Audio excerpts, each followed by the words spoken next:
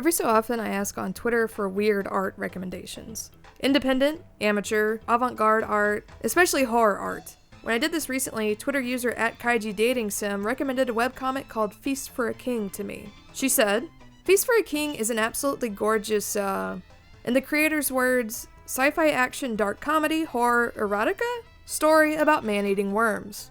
It's a webcomic with pretty heavy themes, but constantly astonishing art, and fantastic own voices LGBT characters." Which sounded pretty cool. So that night I started reading Feast for a King, and then that night, in one sitting, I read almost 3,000 pages. After just a couple more marathon readings, I have now completely caught up on Feast for a King, along with author Cosmic's other comic, Nasty Red Dogs. He also has a couple of other comics that I haven't read yet. I would sum up Feast for a King as a very sad and very funny and very queer, adult, body horror webcomic about misplaced love. It's an incredibly dense story told across generations, with dozens of characters on an uncountable number of timelines, often switching fluidly across time and space to focus on key moments in the lives of these characters, and seeing how their destinies intersect. How one might spend years of their life in service of another that they love, or how some accidental or casual cruelty from one might irreparably ruin another's life, or their own life, or both. A lot of the story is about abuse and the consequences of abuse, about extreme self-loathing, about the way well-intentioned people hurt each other, and the ways that people live on after they're physically gone. A lot of the comic is about identity. It explores queerness and transness, sometimes overtly and sometimes in a more subtle way, and characters will have multiple incarnations and multiple identities or split identities. Sometimes they'll be consumed, literally graphically eaten by another character, and live on as part of that character. Sometimes a parasite will inhabit a character's corpse and give them a new, different life. And sometimes they'll die early on in the comic, and you'll only see what they were like in flashbacks way later. I was looking at Cosmic's Tumblr, and he had gotten this message that was like, "Can't bury your gays if literally everyone is gay, and you keep digging them up to play Weekend at Bernie's with their corpses," which is a really funny way to describe how Feast for a King handles death and sexuality. For one, the overwhelming majority of characters are queer, and many are trans. And with the concept of death being shifted, the impacts of abuse and neglect and cruelty can be even more terrible and reverberate out even further than they would in a finite, mortal world. Feast for a King is this stunning meditation on trauma and abuse and heartache and being an other and feeling desperate for a sense of purpose or belonging at any cost, while simultaneously being gorgeous to look at, and at times, honestly often, being viscerally disgusting or upsetting or funny.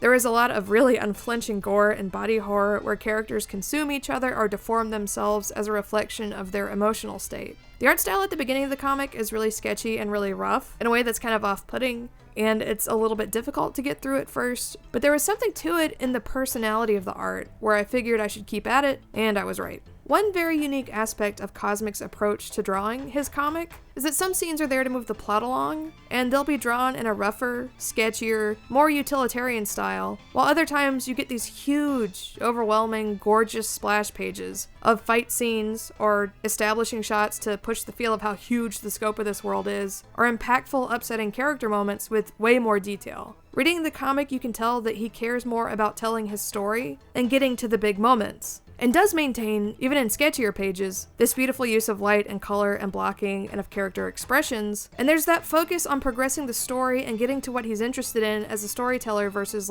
every frame being perfectly clean and realistically rendered and pristine, which would take way longer and hold up the story's progression. The pacing also improves greatly as you read the comic. Towards the beginning, some of the action sequences being spread out over multiple pages feels very self-indulgent, but later on the pacing is way tighter, and similar multi-page sequences seem more deliberately chosen and thus more impactful. Pages in Feast for a King are very rarely full color, and are instead grayscale, with certain aspects rendered in really bold, saturated colors for emphasis and impact. Cosmic talks about this in a really interesting Curious Cat response I'll link in the description, including about how stage productions influenced how he draws the comic. There are a few different alien races in the series, along with humans, and they're each represented by a specific color palette as a visual shorthand. As rough examples, worms are red and white, hecatons are gray with blue or other color highlights, weeds are blue and yellow and green, and so on. And each individual species has a very, very, very complicated and specific set of subspecies with different physiologies. Most hecatons have a timer inside of them that will eventually explode. The bodies of worms are made up of a huge amount of tiny worms. And each species has specific conceptions of gender and sexuality, where a lot of the in-depth metaphorical explorations of the topics of human gender and sexuality in the comic come from. I don't remember all of these differences in subspecies because there are so many. Here's a basic chart from his Tumblr, but they certainly add to the density of the comic and the feeling that you're in an entirely different universe when you read it. The scale of Cosmic's sense of humor and sense of heartbreaking melancholy and consistency of tone and visual splendor as you jump around in time and space in this meticulously detailed world. This is probably the most dense comic I've ever read, as far as foreshadowing and not ever spoon-feeding a reader and letting you connect the dots and pick up on extremely subtle visual clues and connections. It's so impressive, as is his ability at tonal juxtapositions. One scene will be funny, with an awkward character interaction, or some dark social satire, especially with Disneyland equivalent Wibble World, which is featured prominently as a backdrop to the story. Then next there will be an intense fight scene, then an explicit sex scene, then something heartbreaking will happen. Almost every character in Feast for a King is both sympathetic and likable, but with massive character flaws, and most of them have opposed needs and goals. So most of the time you're watching a fight scene and enjoying how well the action is rendered, but hoping nobody gets permanently hurt, and hoping everyone can just resolve their differences and misunderstandings and get along. Of course, that will never happen. This is not a story where I expect any catharsis or happy endings. It's a story where characters kill and eat each other, but brief moments of joy or reconciliation, or some of the really cute and sweet monsters you just feel so bad for, keep you hoping, and keep you engaged with the story until the next terrible thing happens. As I said, it's an adult comic. The emphasis is more on lore and interpersonal drama and history and power struggles, but there is a lot of non-sexualized nudity along with sexually explicit content. There are also a huge variety of body types in the comic, which I appreciated a lot, and sex scenes are often kind of funny, or gross, or violent, or all three. Feast for a King deals with a lot of aspects of sexuality that honestly may be off-putting or offensive to some readers. And I don't mean because it's sexually explicit or because it's queer. If you're offended by that, then you can deal with it. What I'm referring to is covered in an extensive content warning section on the website, and I do suggest you read over that if you have any possible discomfort with exposure to certain content. Honestly, if you have any possible discomfort whatsoever with body horror or sex or violence, this is probably not the comic for you. There are times where I was definitely uncomfortable reading this comic, mostly with scenes having to do with incest. But I was uncomfortable in a way that challenged me and that I appreciated. There's this undercurrent in fan communities that can be very regressive, where any kind of portrayal of certain topics is deemed harmful. You know, fan fiction writers or fan artists getting death threats because they use a certain trope or whatever. And Feast for a King is a great representation of why those people are wrong. I've complained about sexual assault in media in a lot of my videos, not because I think it should be off limits, narratively, but because I feel like it's often handled poorly, or flippantly, or misrepresented in a way that downplays how horrible and how devastating it is. I never felt like Feast for a King mishandled anything it covers. It covers everything honestly, and with a really disturbing and messy complexity that feels like an honest representation of topics like abuse and violence, and the complexities of human sexuality. But I do feel at the same time like I should acknowledge my own discomfort and the potential discomfort of anyone reading it. It is upsetting, and it's legitimately disturbing and challenging, and I don't really know how I feel about certain scenes in it, even after considering them for a while. But it's also really good, and I'm really happy that I've read it, and I wouldn't compare it at all to work that felt exploitative or rapey that I've complained about on here before. Here's an excerpt from that page on the website, with the content warning, that Kaiji Dating Sim quoted to me in the tweet. What is Feast for a King about? The simple answer is, Feast for a King is a story about killing the monsters. The more complex answer is that it is a story that revolves around several themes such as lack of closure, feeling valid in your reasons to hate, and how first impressions are oftentimes misleading of the full context. There's plenty of others, but those are some major ones.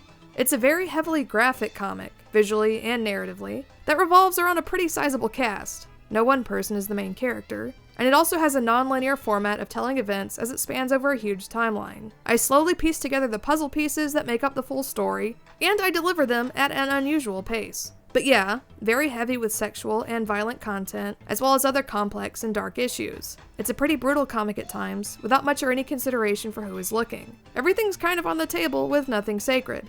Tread carefully.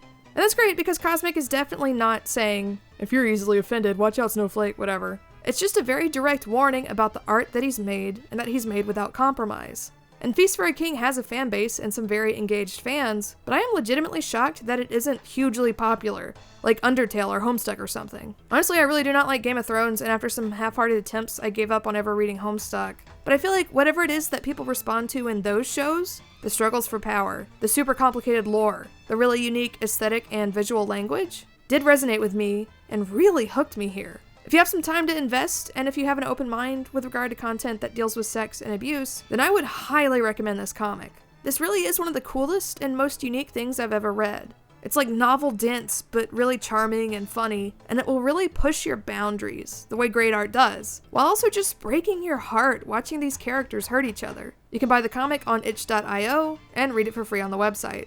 Nasty Red Dogs, rather than being thousands of pages long, is only at a couple of hundred pages right now, so if you want a quicker introduction to Cosmic's work, I would recommend that as well, though the art style and scope and tone are all a little bit different. Also, for people who have read Feast for a King who are watching this, my favorite characters are probably Knife and Crimson. I think even in a story like this, it's hard not to root for characters who are at least trying to accomplish something good, even if it isn't really working out.